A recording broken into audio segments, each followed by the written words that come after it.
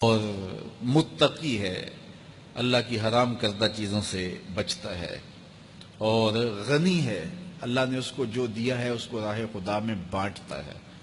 تین صفتیں جس بندے میں ہیں، متقی ہے، غنی ہے، اور مخفی رہنے کا مزاج ہے۔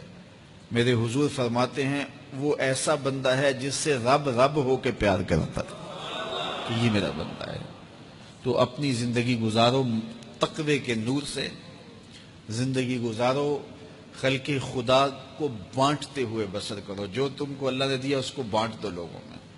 اور تیسری خوبی کہ لوگوں میں نمایاں ہونے کا، آج کل تو جب سے یہ سیلفی آئی ہیں تو اس شوق کو تو مہمیز لگ گئی ہے نا، یہ تو شوق آسمانوں پہ جا کے چڑھا، ہر بندے کو نمایاں ہونے کا۔ آج تو عمرے بھی کیش ہوتے ہیں، طواف بھی کیش ہوتے ہیں، نمازیں بھی کیش ہوتی ہیں، سجدے بھی کیش ہوتے ہیں، اور انتہا ہو گئی رسول اللہ کے در پہ جو حاضری ادب والی تھی وہ بھی کیش ہو رہی ہے۔ تو اس نے نمائش کے شوق کو آسمان پر پہنچا دیا۔ لیکن اللہ کس کو پسند کرتا ہے؟ جو چھپ کے رہتا ہے، جو پوشیدہ رہتا ہے۔ نمایاں رہنا، اس میں بہت زیادہ آفتیں ہیں، بہت زیادہ آفتیں ہیں۔ العافیت فی العزلہ، میرے حضور نے فرمایا عافیت تنہائی میں ہے۔ تو لوگوں سے چھپ کر کے جتنی زندگی گزرے، بالخصوص جو آپ کے اعمال ہیں وہ جو ہے وہ لوگوں سے چھپ کر کیے جائیں سوائے فرائض کے۔ ایک شخص نے حضور کی خدمت میں سوال کیا، حضور لوگوں میں سب سے اچھا شخص کون سا ہے؟ تو آقا کریم نے کیا جواب دیا؟ جس کی عمر زیادہ ہو، عمل اچھے ہوں۔ تو کہا پھر لوگوں میں سب سے شریر آدمی کون سا ہے؟ سب سے برا آدمی کون سا ہے؟ قال من طال عمرہ وسع عملہ، جس کی عمر لمبی ہو اور اس کے عمل برے ہوں، بوڑھا ہو جائے برائیاں نہ چھوڑے، ہڈیاں کمبن گوڈے کھڑکن تے اڑ گیا لک تیرا، اجے بھی بدیوں باز نہ آئوں، جیو مرد دلیرا۔ وہ کہتے ہیں نانا بن گیا دانا نہیں بنا۔ تو جس کی عمر زیادہ ہو لیکن اس کے عمل کرتوتیں اچھی نہ ہوں، بوڑھا ہونے کے باوجود بھی شرارتیں کرتا ہو، دو آدمیوں کو لڑاتا ہو، میاں بیوی کے درمیان تنازع کھڑے کر دیتا ہو، خاندانوں کے اندر شر پھیلاتا ہو، لڑائیاں پیدا کرتا ہو، متکبر ہو، اس کی چال ڈھال متکبرانہ ہو، اس کی نظر میں حیا نہ ہو، اس کی زبان گندگی اور غلاظت بکتی ہو، گالیاں دیتا ہو، عمر ہو گئی ہے لیکن اس کے عمل اچھے نہیں۔ فرمایا سب سے اچھا شخص دیکھنا ہے تو وہ ہے کہ جس کی عمر زیادہ ہے، عمل اچھے ہیں۔ سب سے برا شخص دیکھنا ہے تو وہ ہے جس کی عمر زیادہ ہے، عمل برے۔ اگلی روایت حضرت ابو کبشہ الانماری رضی اللہ تعالی عنہ سے مروی ہے، میرے حضور نے فرمایا تین چیزیں ایسی ہیں جن پر میں محمد ہو کے رب کی قسم اٹھاتا ہوں۔ ان میں سے پہلی بات یہ ہے کہ میں قسم کرتا ہوں کہ صدقے سے مال کم نہیں ہوتا، اور دوسری بات اگر کسی نے کسی پہ زیادتی کی اور اس نے کہا جا میں نے معاف کر دیا، تو حضور فرماتے ہیں میں قسم دیتا ہوں اس کی عزت کم نہیں ہوگی۔ ہو سکتا ہے کوئی شریک کہہ دے اور ڈر دے معاف کرتا ہی، کہا وہ کہہ دے، لیکن میں محمد قسم دیتا ہوں کہ عزت کم نہیں ہوگی، میں رب سے عزت لے کے دوں گا اسے۔ اللہ اکبر۔ تیسری بات، جب کوئی شخص سوال کا دروازہ کھول دیتا ہے، مانگنے لگ جاتا ہے، تو میرے حضور فرماتے ہیں میں قسم اٹھا کے کہتا ہوں اللہ اس پر محتاجی کا دروازہ کھول دیتا ہے۔ جو مانگنے لگ جاتا ہے پھر مانگتا ہی رہتا ہے۔ ہم نے دیکھا کچھ لوگ بچپن سے مانگتے ہیں، بڑھاپے تک مانگتے رہتے ہیں، ان کی کبھی ضرورت پوری نہیں ہوئی۔ یہ قرض مانگنے کی عادت جس کو پڑ جائے تو وہ بھی ساری زندگی قرض ہی مانگتا رہتا ہے، ہر وقت مقروض۔ تو جس کو مانگنے کی عادت پڑ جائے تو میرے حضور فرماتے ہیں میں قسم اٹھا کے کہتا ہوں محتاجی کا دروازہ بند نہیں ہوتا، محتاجی اس کی جو ہے وہ مستقل اس کے اوپر مسلط کر دی جاتی ہے، وہ مانگتا ہی رہتا ہے۔ تو آئیے اس مختصر زندگی کو اللہ کے نام لگائیں، اس کے ذکر سے وابستہ کریں۔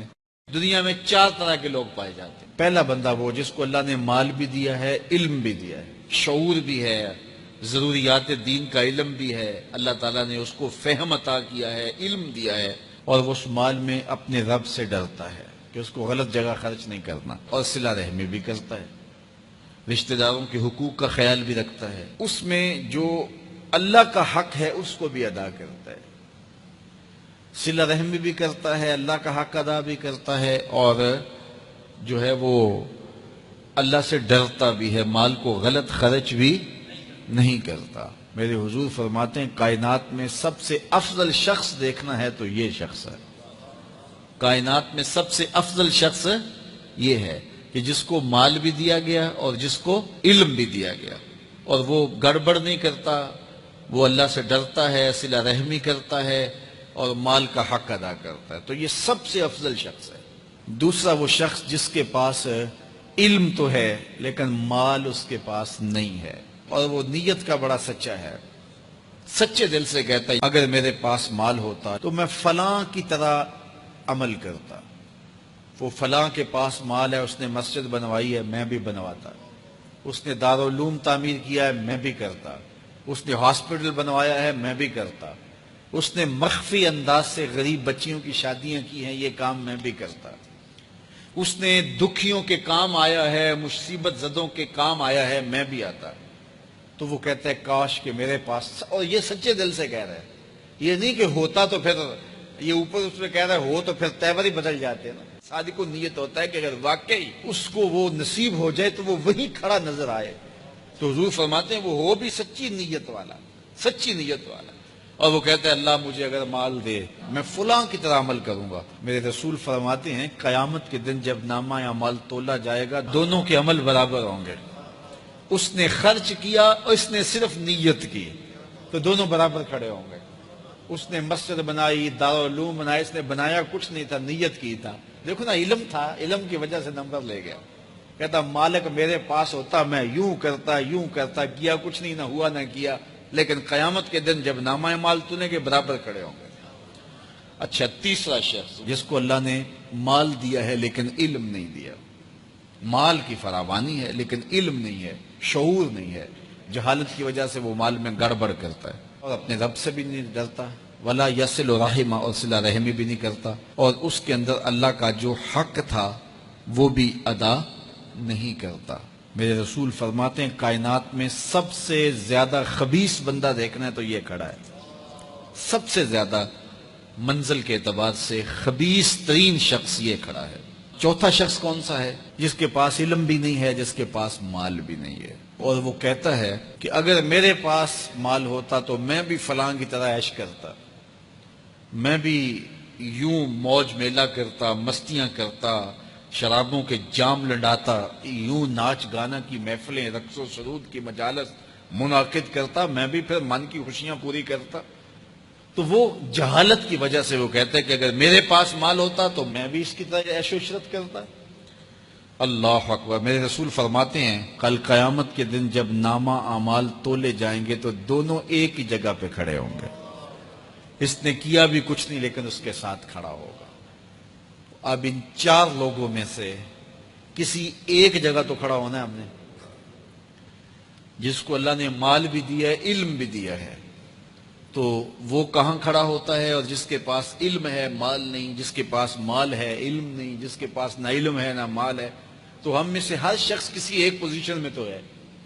اب ہم اپنے آپ کو کھڑا کریں اور ساری زندگی پھر وہاں کھڑا رکھیں، خیر کی راہ پہ کھڑا کریں کہ مالک شعور بھی دے، اپنے راستے کے اندر خرچ کرنے کی توفیق بھی دے، مال بھی دے اور توفیق بھی